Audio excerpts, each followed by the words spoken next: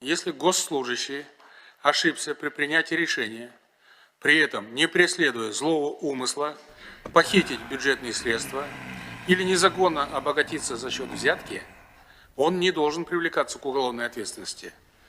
Да что ты, черт побери, такое несешь? А что, так можно было, что ли? В противном случае мы парализуем госаппарат.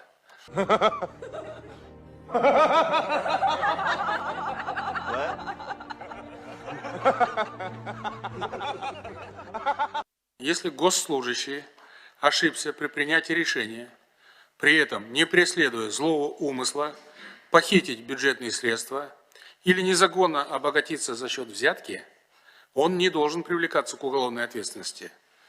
В противном случае мы парализуем госаппарат.